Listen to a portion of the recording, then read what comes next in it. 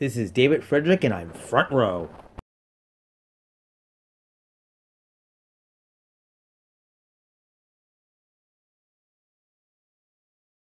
All right, the opening match, the Great American Bash 1988 on tour in Greensboro. Is Bugsy McGraw and White Lightning Tim Horner against Rip Morgan and Larry Zbyszko. A lot of notes to throw into this. It's not really the match itself; it's the notes I have to talk about. WWE Network released this. Now the one particular match that is shown, the War Game, which is going to be the feature match of this show, is seen in the Four Horsemen disc. It was a special one. I had not seen this one, so they just released the entire show. It was July 16th, 1988. Now, here's what's more stranger. Greensboro, North Carolina, it's the Madison Square Gardens of North Carolina. It's the key city, the key arena for Mid-Atlantic Wrestling, for Jim Crockett forever. Now, here's a bit more interesting thing, is it is not in the Greensboro Coliseum. It is not in, I was thinking Charlotte, but it's a totally different. I was thinking the Charlotte Memorial Stadium, which is also a feature place, but it's not in Charlotte, North Carolina. It's in Greensboro. They put this show in an entirely different place. I automatically thought it was the Greensboro Coliseum, their key arena. It is in a place called the War Memorial Stadium. It is a baseball stadium, about a 10-minute drive, apparently. I have never heard of this one. I know they got well-known baseball out of Charlotte, North Carolina, which Tony Schiavone is known for doing baseball broadcasting, commentating. It's curious because when you see the wrestlers enter the ring, the upper seats, the balcony, the upper seats seem empty. That's what was curious. Why does the Greensboro Coliseum look so kind of empty? They should be sold out for any show for Jim Crockett Promotions. And I looked up on history of WWE.com, Graham Coughlin's website, for the results what's the deal with why is it so empty? I was checking out the results or who's entirely on the show, even though the shows, all the matches are listed in a news report about this show being released. When I found War Memorial Stadium, I said, what the heck is that? And it's a baseball stadium, and it's on Wikipedia. And it's interesting. It says, why am I thinking Charlotte? No, because you would use Charlotte Memorial Stadium sometimes. No, this is Greensboro. Greensboro had a baseball stadium. It's strange enough. Apparently, I think they used this baseball stadium because of the 2-ring for War Games and a scaffold match also on the show. So they didn't have enough room at the Greensboro Coliseum, at the arena. So they used this baseball stadium, apparently. Some notes about the match. It was announced as a 10-minute time limit, and they went about 5-6 minutes into the match. About the participants, Bugsy McGraw and Tim Horner. I've always been kind of a big fan of White Lightning Tim Horner. He had been a longtime partner of Brad Armstrong, the Lightning Express. Also, Bugsy McGraw. You can see he's kind of aging. He was a early to mid star of Mid-Atlantic, early to mid '80s, and you could see he was aging. You could see, a lot of guys can be aged and be good and look good in the ring, and this guy, you could see he's aging. He's not really aging that well to be a continuing star. That's why he was in the opening match. They go against Rip Morgan and Larry Zbyszko. Now, Larry Zbyszko is announced as the Western States Heritage Champion. The disappointing thing about the Western States Champion, Barry Windham had been the first champion. He won it in May of '87, I believe. And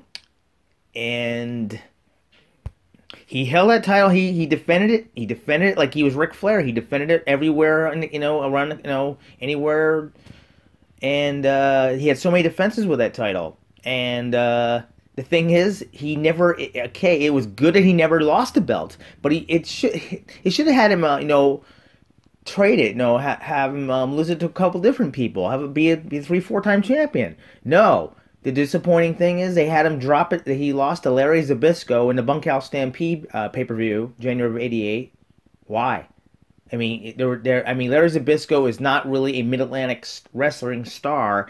He just entered into that time period of, I guess, early of '88, being managed by Baby Doll, and she helped with, I think, with a heel or shoe and hit Barry Windham with it. Anyway, it's disappointing that Larry Zbyszko, and it was so disappointing about the Western title, is only Larry Zbyszko and Barry Windham. And as a Barry Windham, he should have had, a win-loss, thing with the title 3 or 4 times with other stars.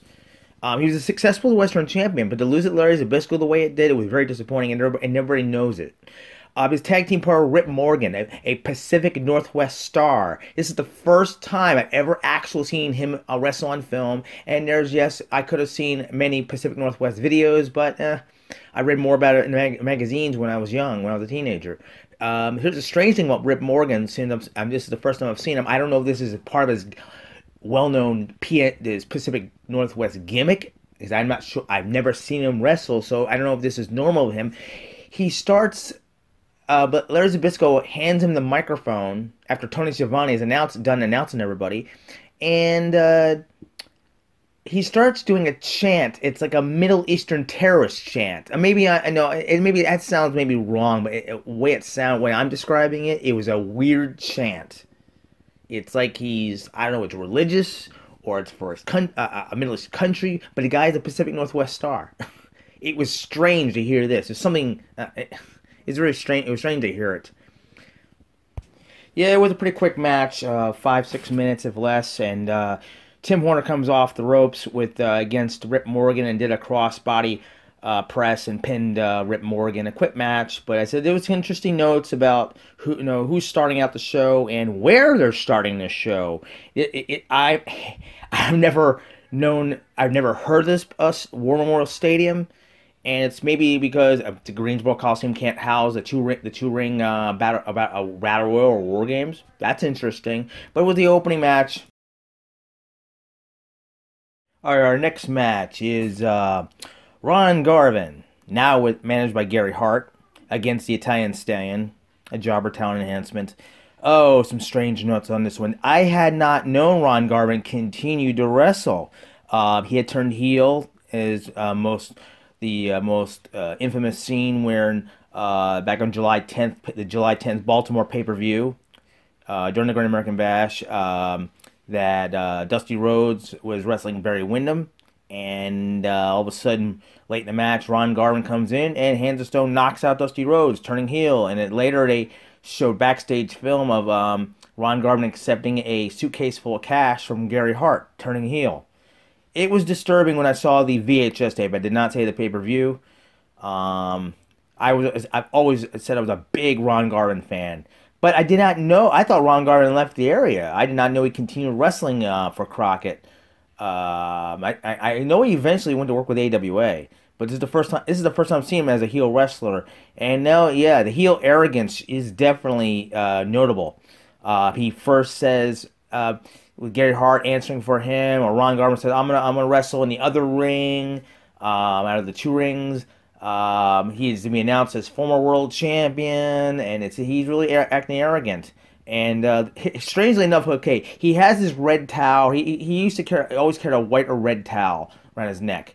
And he went to all four sides. He was going to throw it to the fans. Oh, hell with you! It's like he teased you to throw the towel. He throws the towel, but lightly to Gary Hart. Then here's the ironic thing that happens: that he's heel teasing, throwing a towel. But then, as he starts the match with Italian Stallion, he puts his hand out to shake. I thought he would pull his hand back. Oh, the hell with you! No, he shook hands with Italian Stallion being a sportsman. That's ironic for a heel. It was very quick. This match is so quick that Ron Garvin at some moment I don't know, it was a leapfrog or what it was, that he went down holding his foot, kind of. Yeah, it ended up being a fake injury, because then when referee Teddy Long would pull the Italian Stallion back, let Ron Garvin know what's wrong with your foot, and then suddenly Ron Garvin hands of stones, knocks out Italian Stallion, and covers him for the pin. Disturbingly fast match, but as I said, this is the first time I've seen Ron Garvin as a heel. I did not know he continued wrestling as a heel. I thought he left the area. One more thing I still got to add about the War Memorial Baseball Stadium. I almost argue that if when the camera pans up to the upper seats, and you also see the light, the really bright lights they're using, you think it's the Greensboro Coliseum. You think it's a ceiling. You don't see sky or darkness, no outside light. It's getting you cannot tell if this really is a baseball stadium or it's a very it's no even Wikipedia's photos of it. It's a very small stadium, or is this the Greensboro Coliseum? You honestly can't tell. I had to throw that note in, but Ron Garvin beats Ty Steiner in a very short match, with the hands of stone. Our next match, third match of the night, Captain Redneck Dick Murdoch against Gary Royal. Now, the past two matches, Ron Garvin, Ty and Stan, Dick Murdoch against Gary Royal, were jobber matches, talent enhancement. They should have been the opening matches compared to even the first match tag. That first tag match should have been late, third, fourth, fifth match. Again, Gary Royal is a former NWA World Junior Champion, if I'm not mistaken. He wrestled with Denny Brown, if I'm not mistaken. But I remember him being. I read official title records. Gary Royal was a former Junior Champion. He's a pretty good wrestler in his own right. He gave Dick Murdoch a little bit of a hard time at first. He even shined a couple of times. But Dick Murdoch, he's got a mouthpiece on him. I have to really add this note that he is well known. How strong of I really don't want to label this, but it's been written a couple of times. If I'm not mistaken, a card carrying member of the KKK. I'm not saying this. I'm reading from what I've read about. How true that is, because he was mouthing off at referee Teddy Long. At one moment, he yelled at him. They're in Greensboro, and he yells, "Go back to Atlanta where you belong. You belong in Atlanta." Whoa! It was really, they were mouthing off, kind of mouthing off. But Gary Royal was giving Dick Murdoch, for a smaller guy, junior heavyweight, he was giving Dick Murdoch a time. And here's the thing, though. Also, when they're outside the ring, Dick Murdoch slams Gary Royal into the barriers or the parts of the scaffold match, and twice he slammed Gary Royal's arms into the parts that hold the scaffold up on the outside. And the last time that I ever seen that happen was Ric Flair and Nikita Koloff, Starrcade '86, and he pushed Nikita Koloff's eye or head into one of the bolts of the scaffold. It's the last time I ever saw that. I said Gary Royal gave Dick Murdoch a heck of a time in this wrestling match. But then, Dick Murdoch started, he's going to start kicking Royal's butt, coming back, he's good. He's well known for his side, his elbow pad punches, and he's well known for, being kind of, Dirty Dick Murdoch. I think that was his original name at the Texas Outlaws with Dusty Rhodes. But then Gary Royal pulled a kind of a vague upset. He small packaged Dick Murdoch, and Dick Murdoch, okay, that's enough. I'm not playing with you. And Dick Murdoch quickly did his finishing the standing brainbuster, where he holds you up, and it's a suplex, but he holds you up in the air and drops you on your head. The brainbuster, if not mistaken, and quickly ends this match with Gary Royal. Next match of the night, number 4, Florida Heavyweight Champion Rick Steiner, part of the Varsity Club that's managed by Games Master Kevin Sullivan, versus Gorgeous Jimmy Garvin and Precious. Now there was a strange announcement by Tony Schiavone saying, "Welcome back to the Greensboro Coliseum, Precious." Now, yes, Precious was part of the kidnapping kind of angle plot with Kevin Sullivan, which led to the July 10th. Tower of Doom, where Jimmy Garvin and others had to free her, and she had been kidnapped by Kevin Sullivan. This is an attempt again, where Kevin Sullivan approached ringside, and first it was Rick Steiner was kind of dominating Jimmy Garvin, beating, punching him, and he was kicking Jimmy Garvin's ass at first, and plus with Jimmy Garvin had just started getting undressed, ready for the match, getting his ring attire, his his fancy stuff coming off. Rick Steiner comes ripped to the corner and hits him with a Steiner line. I love that solid arm Steiner line, clothesline that he does. And but all of a sudden, after Jimmy Garvin's getting kind of beat down by Rick Steiner, Kevin Sullivan approaches ringside and tries to again kidnap and grab Precious. Jimmy Garvin quickly goes outside, chases him off, and Rick Steiner thinks he's going to get a better Jimmy Garvin. Jimmy Garvin quickly gets him a small package and gets a pin. Now, apparently it was non-title. Now, I've argued about the non-title matches. Now, why, if Jimmy Garvin isn't the new Florida champion, why wasn't this match announced as non-title? These first 3 matches so far, Garvin and Tyson, Dick Murdoch, Gary Royal, and Rick Steiner, Jimmy Garvin, have been, less than 5 minutes. I know they need extra time for the feature matches, but wow, these are like TV taping time matches. I think TV time matches last longer. But I don't know what the point of this was, but it's curious where Tony Schiavone said, "Welcome back to Greensboro, Precious." I guess maybe part of the kidnapping angle with Kevin Sullivan. But Jimmy Garvin makes quick work of Rick Steiner. Okay, our next match of the night, 5th match, Rock and Roll Express against the Sheepherders, now with their third and new corner man, Rip Morgan. Before it was Jack Victory, then it was Johnny Ace, now it's Rip Morgan. And, when I did the Crockett Cup 1987 Tag Team Tournament review, I said the Rock and Roll Express Sheepherder match was really good, and they should have continued, and I did not know they continued it into 1988. Now, the Rock and Roll Express have announced. Now, the disturbing thing to talk about the notes about this is when the network released this show, they said there's some cuts or there's some problems with the fullness of the show, what is available to see, and the entrances, especially music, is not a part of this. And the Rock and Roll Express's entrance, usually with music, probably the Boogie Woogie Dance Hall, their new music is not, and they're already in the ring. The Rock and Roll Express are announced as returning to the Greensboro Coliseum, just like Precious was with Jimmy Garvin in the match before. And I had to look up their last appearance in 1988. The last appearance apparently was January 26, 1988 at a TV taping. Now, I might be wrong on who had the problems with this.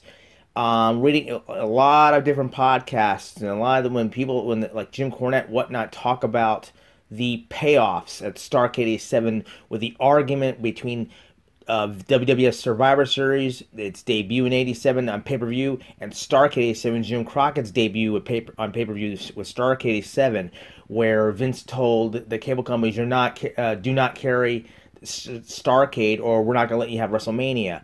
And Jim Crockett his company, the rest were looking forward to big pay-per-view payoffs and advertising into 1988, and that's probably what it eventually led to bankruptcy. But I don't know if the Rock and Roll Express were part of the payoffs. Many people who worked at Starrcade 87 had a payoff problem. It's notable. Cornette and other podcasts have talked about this. I don't know if the Rock and Roll Express were involved, but their apparently last appearance was January 26, 1988 at a TV taping.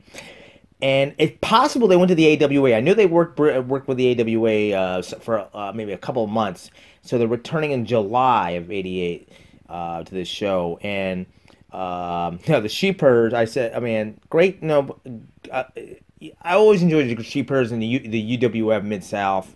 Very ferocious tag team, lack of a better word. They're far better than this bushwhacker crap they did in the WWF. Just like when Bubba Rogers became Big Boss Man. There's some characters that outright lame and suck. And they very vaguely continued their image from Sheepherders to Bushwhackers. But Sheepherders, they're ferocious. They're like pit bulls. They're like they're good attackers.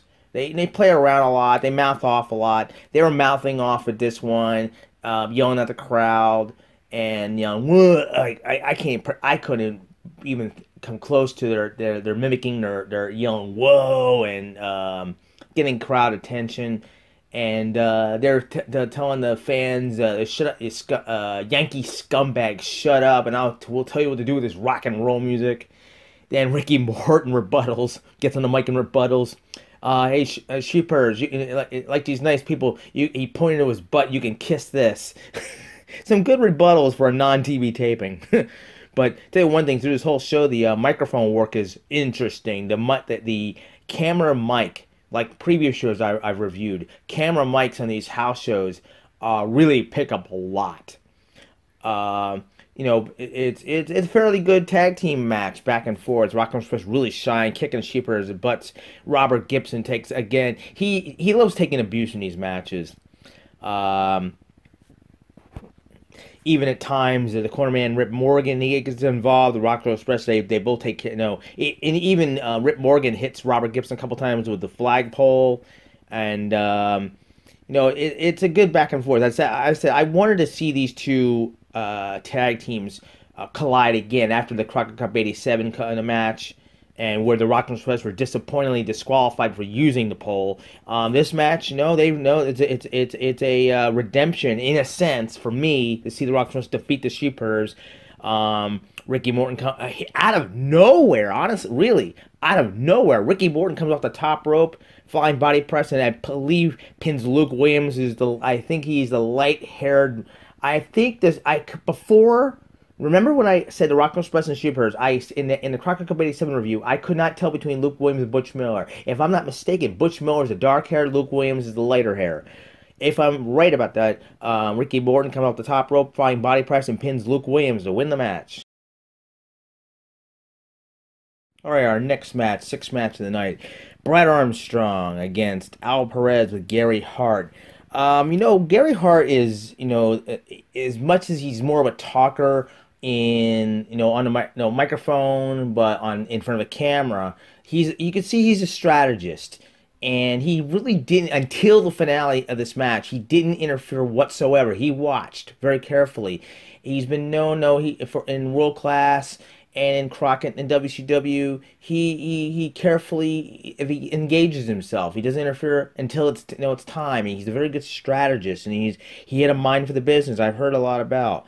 And Al Perez, I vaguely remember in 1988 when I just started watching from I did not know about him until 1988, and watching this match, he's fairly impressive. Far more impressive Brad Armstrong. You know, I put him in a, I've always been a fair fan of Brad Armstrong, and Bill. I had asked Bill Apter, who is the most underrated '80s wrestler, and he said Brad Armstrong. I fully agree with that. And Brad Armstrong first started out with a long-time armbar, Al Perez. Al Perez eventually made his comeback. You know, it was a good fought. It was a good, hard fought back and forth match, and both proved they're very good, ring workers. Very good ring workers. And you watch Gary Hart strategize, even when they were outside the ring. You could see him stay away from the two guys engaging. And eventually, when both tried to enter the ring from being outside a while, when Brad Armstrong did pick up Al Perez in a body slam, I guess, then Gary Hart engaged himself and kind of tripped Brad Armstrong backwards, and Al Perez fell on top of him.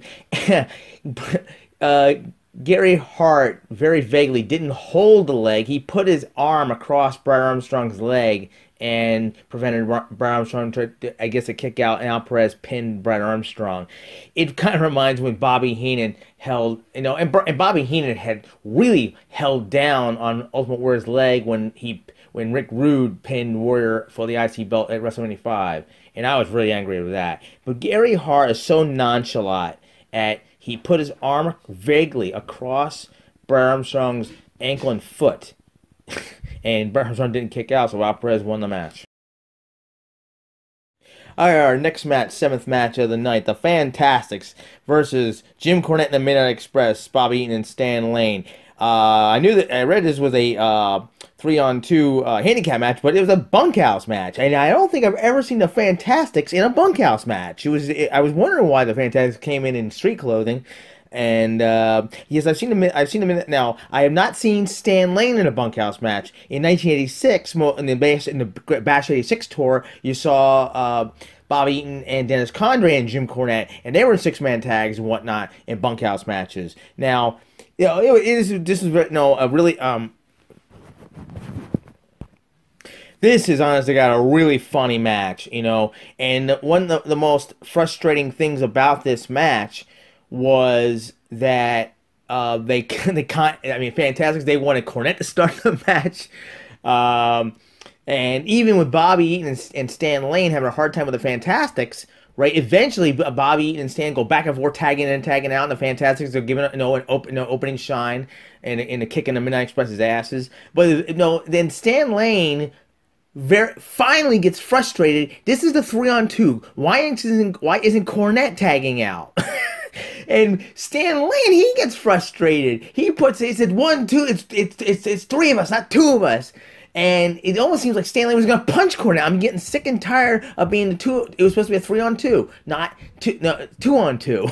But oh my god, yeah. Oh my god, this is so funny. It's just that it's a push by both teams. Honestly, it's both teams arguing that Cornette should be involved in the match. And Cornette is constantly arguing, I am not getting in this ring. He argues with his own guys. He argues with Stallion and Eaton. I am not getting in this ring. Even more funnier is when the match starts, just before the match starts, and Cornette, they're in the corner, and Cornette, double high fives Stan Lane. Then he doesn't double high fives Bobby Eaton. He hugs Bobby Eaton. In the end, he actually kisses him on the cheek. That was a disturbing moment. But I had to throw that note in. Oh my god, this is really a wild bunkhouse match. It is awesome to see. But the push on both teams to get Cornette in the ring, and eventually Cornette's involvement, when mostly Tommy Rogers is down, and Cornette gets his hits and kicks on mostly Tommy Rogers. He doesn't really get much on Bobby Fulton. But it's good. It's a great and wild match. And the thing is, Cornette, he gets a little bit of time in the ring eventually.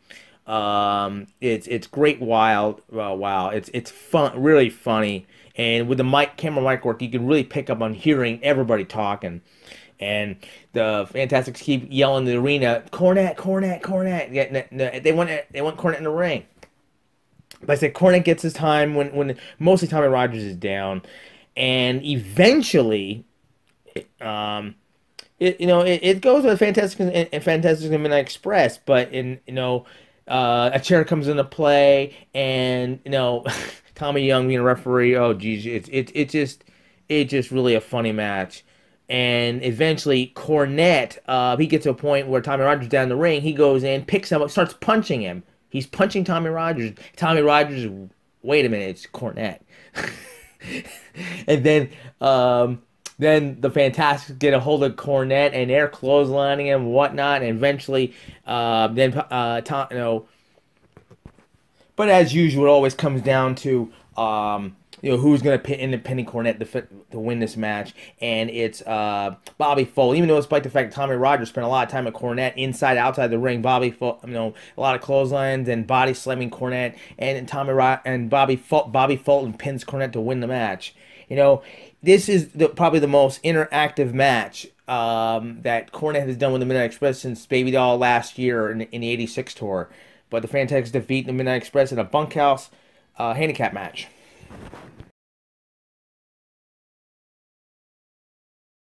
All right, next match, ninth match of the night. The semi-main event feature is the Skywalker Scaffold match. As Tony Schiavone announced, he didn't say Scaffold match. Tony Schiavone, who announced every match of the night, he announced it as the Skywalker match. The Road Warriors with Paul Ellering versus Ivan Koloff and Russian Assassin, managed by Paul Jones, and Russian Assassin with a mask. This was a different kind of scaffold. The scaffold was with the two rings. Going to have the War Games next. The scaffolding was on one side, on one ring. To me, it looked a lot thinner. The scaffolding, not the platform that they wrestled on, they worked on, was it seemed a lot thinner than even the one from Stark '86. Now this The interesting thing about I think this is the third ever released video of a scaffold match ever seen, with the exception of those available on YouTube. And depending on if TV released previous scaffold matches at all, with Starrcade 86, then Starrcade 7, with the Rock and Roll Express, Midnight Express there, and this match released by the network. This will be the third ever seen commercially released scaffold match.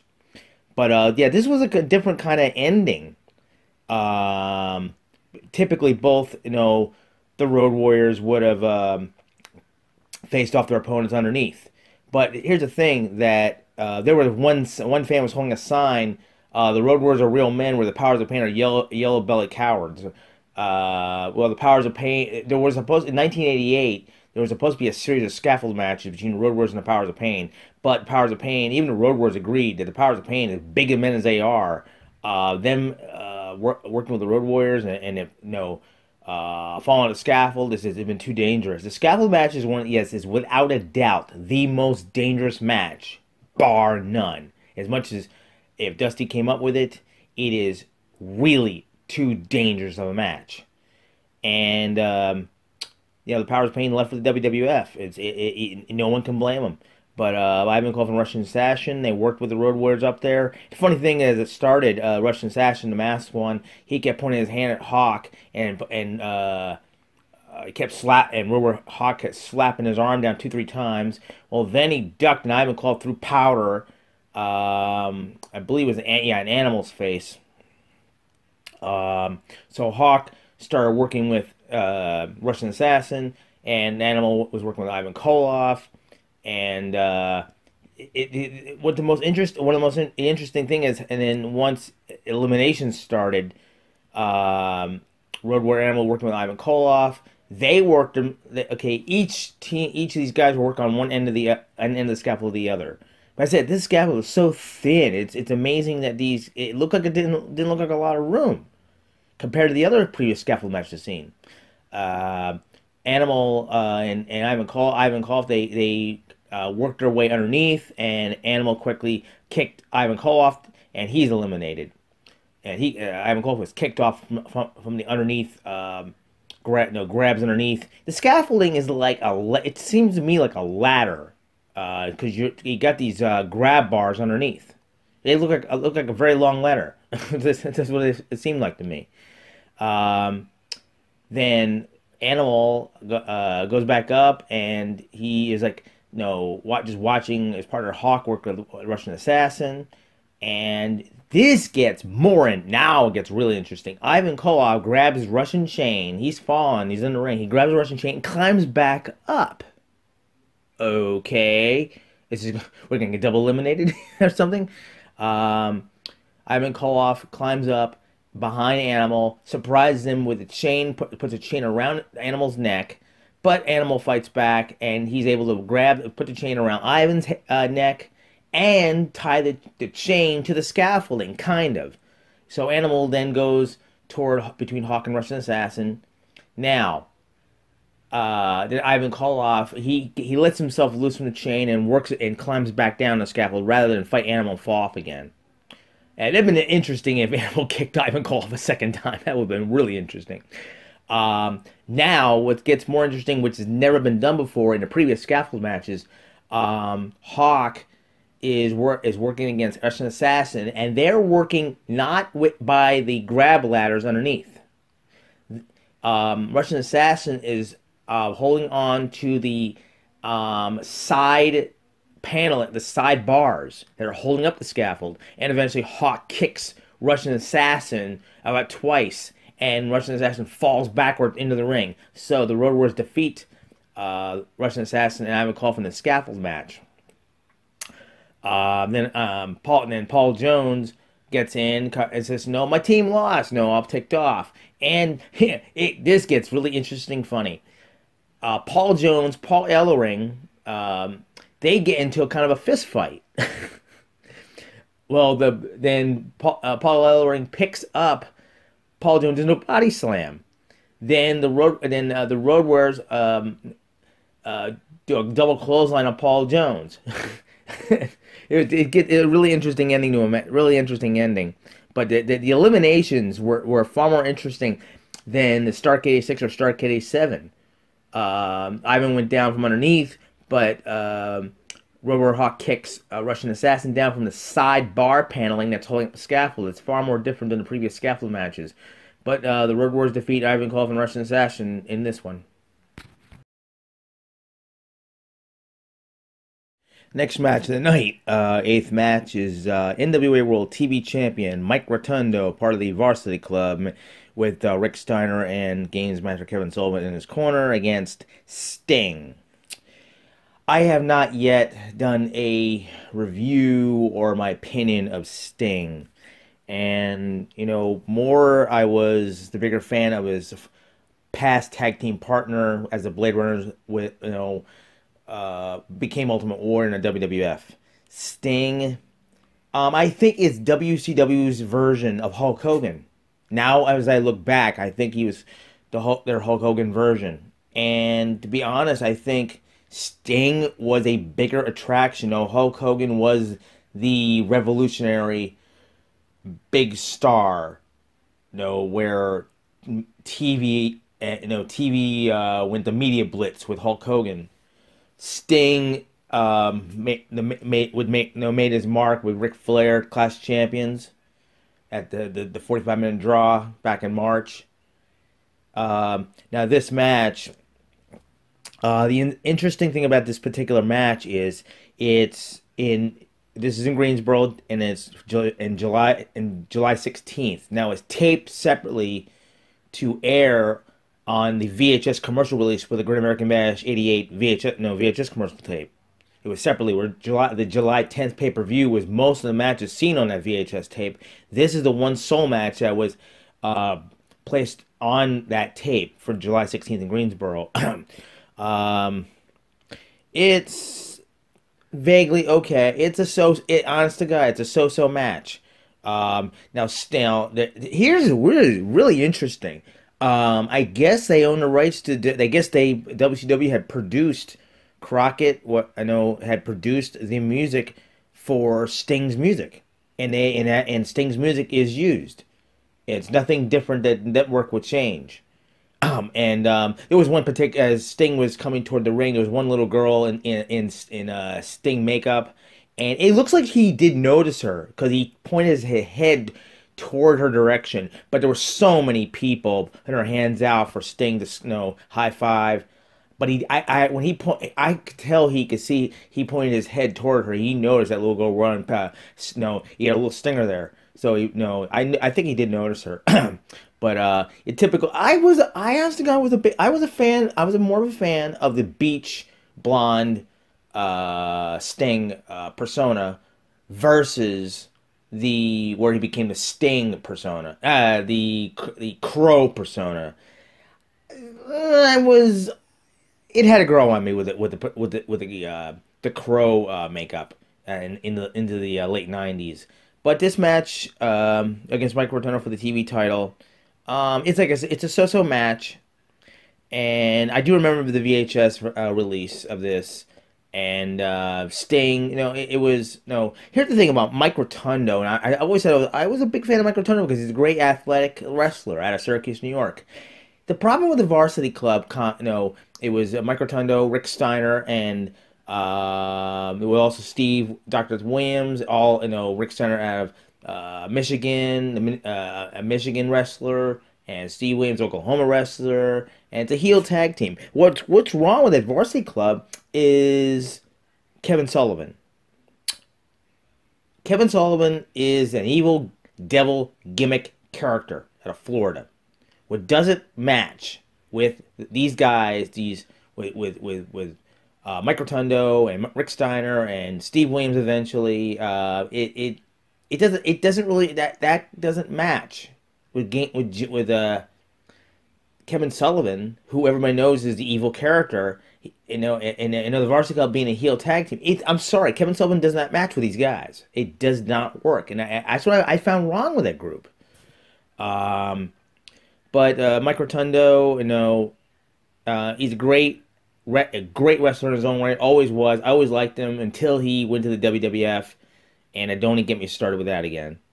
Um, it's more a Sting dominated match. He does his chest pounding, screaming, and it's the enjoyable character we all like, Sting. But eventually he does the Stinger Splash. When he does it, the moment he goes for the Scorpion Deathlock, Rick Steiner, Kevin Saul, everybody enters the ring. Tommy Young throws galls with a bell disqualification. So it's a so-so match. Nothing really super exciting about it, despite the fact it was taped before VHS, the commercial release, that it would be part of the pay-per-view tape. But yeah, Sting beats NWA World TV Champion Mike Rotundo by disqualification.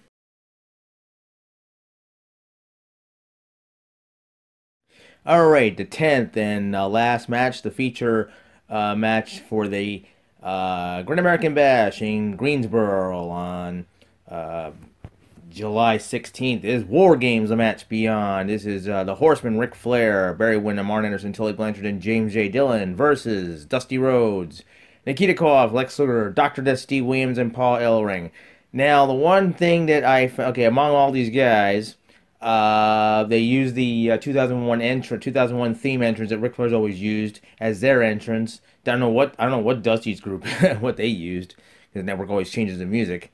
The one thing I found disturbing, especially in 1988, Nikita Koloff, he started sporting a hair, and he was always a badass with a bald head, and he's among the few that were very good at it. He's a big badass Russian and with bald head, and he started growing hair, and I think it made him look a lot weaker. Um, this every War Games, Dusty said that every single War Games that Dusty and the Horsemen ever worked with, Dusty, Arn Anderson, they start off, always have. Dusty, I think he said 40 War Games. Him and Arn Anderson have started off the 5-minute period. But Dusty, he started bleeding very fast. It was very fast. He got cut very fast. Now. The thing I have to point out one thing about this War Games. Now, Tony Schiavone did a pretty good job of announcing everybody. Then, during his War Games, he became downright annoying too. I think that in a strange, non-comparative sense, it was like a Royal Rumble with the last 10 seconds announced to who's going to enter the Royal Rumble. Tony Schiavone announced counting down the minutes. 5 minutes, 4 minutes, 3 minutes, 2 minutes, 1 minute, 30 seconds, 15 seconds, 10 seconds. Then when he gets to the 2-minute periods, 2 minutes, 1 minute, 30, 4, 15, 10, 9. He was so... It was so annoying at Tony Schiavone to keep counting. Oh my God. All you had to do is the last maybe 30 seconds, 2 minutes, 1 minute, down 10 seconds. But I found it downright annoying. I mean, was I would say second worst to that guy fan yelling, "Woo, Dusty Rhodes" in the Stark 85 match between Dusty and Flair. That's how annoying I found Tony Schiavone. And I always found him a great announcer. But this was the most annoying moment. All the countdowns for the War Games. It almost ruined it. And I mean, it didn't have to do with so many detailed numbers, Tony. Jesus Christ. I mean, God, that was unbelievably annoying. The Horseman. Oh yeah, the coin toss. This got interesting. Referee Tommy Young's holding the coin. The Horseman, the Dusty sides on one side. They're in this one section. There's one area where Dusty's guys are on one side, and JJ's on the other side.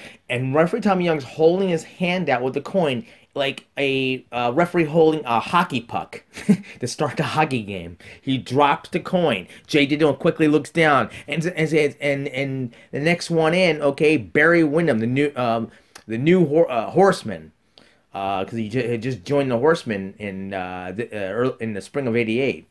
So Now Barry Windham, and the thing is, Dusty does his hand jive and takes care of both Anders and Barry Windham. I tell you, Barry Windham, he is so good. Even with a heel, he is so good at doing those bumps. When he flips his body over, and oh my God, it's so funny watching Barry Windham doing bumps. Then came in for Dusty's team, second in Steve Dr. Death Williams. Now he became, he's a powerhouse to deal with. Wow. I'm not sure how many war games Steve Dr. Williams was in among the many war games, because they had a series of war games throughout the whole Great American Bash '88 tour, and this is one of the rare war games ever shown commercial release, other than 1 and 2 in the '87 version. Next in would be Ric Flair. Now, like I said, I don't know how many war games Steve Williams, the former UWF heavyweight champion, and pretty much that UWF title, the UWF titles, all of it in the UWF stopped. All the reign stopped because as of Starrcade '87, all those titles were pretty much, in a practical sense, defunct. The UWF no longer existed. It was absorbed, even though Jim Ross and a lot of the wrestlers from UWF would come to work with Crockett. Steve Williams, the apparent former UWF champion, now has a confrontation with Ric Flair, the NWA World Champion. And like I said, again, for the third time I'm saying this, I don't know how many matches Steve Williams has had in the War Games, but this is the first time I'm seeing Steve Williams and Ric Flair, a UWF champion and the NWA World Champion, they finally face off in the War Games. Steve Williams, I said, is a powerhouse. Wow. Then next came in was Tully Blanchard. And I was watching how back. I kept a list of who went in order of which one came in first. Tully Blanchard was next, followed by Lex Luger. Now Lex Luger, he's the third man on Dusty's side to go in, and he was powerhousing everybody. Whoa.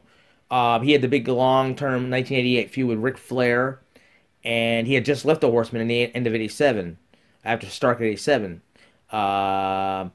He went to a powerhouse, and all of a sudden then he got a low blow, which put him to an end. But he started coming back after the low blow. He started powerhousing everybody. Next came in Nikita Koloff, and he went out. He started powerhousing. He going after Ric Flair. Wow, he's like in a sense, he was playing Invincible, sickling, doing a Russian sickle on everybody. He started pounding on Ric Flair a lot, and he had the Crockett Cup '88 match with Ric Flair. Then came in J.J. Dillon for the fifth member, their Horseman manager, and he started. Oh, it's funny. Oh my God, J.J. He started doing strutting around. It was funny because he started making he's gonna start hitting whoever's down and worn out, and he even went after Nikita Koloff. He went after so many people thinking it's Wednesday. He actually throwing his waist out, strutting around like Ric Flair. Yeah, my God, JJ was so funny. Well, this time he doesn't have to worry about getting injured like the Road Warriors have being picked up and where he is going to get seriously injured. He's going to get flipped over and knocked down like a clothesline. Then came in Paul Ellering. He's usually the last one in to close up and start the match beyond. Now, Tony Schiavone, like I said, he was annoying the way he did his countdowns. Now, he kind of screwed up announcing the match beyond, which is submission or surrender. That's not what he said, though. Now, survival or surrender. The match beyond starts. Survival or surrender? I'm not sure if he even realized what he said. Survival or surrender? The match beyond. Now it's submission or surrender. This came quickly to an end. It's like now Dusty's guys are going to hold the Horsemen at bay. Who do they go to the weaker link? It's J.J. Dillon. And Dusty quickly grabbed J.J. Dillon into a figure four leg lock. And Dusty was using, I don't know if he was using the ropes or not, but he kept rocking back and forth J.J. Dillon. I think he was using the ropes a little bit, and quickly J.J. submitted. And so the Horsemen lose War Games. And that closes out the Great American Bash 1988, July 16th from the WWE Network. So that's the front row review as the Dusty Rhodes, Lex Luger, Steve Williams, Nikita Cole, Bellering defeat the Four Horsemen, J.J. Dillon. And this time, J.J. Dillon submitted with a figure four leg lock.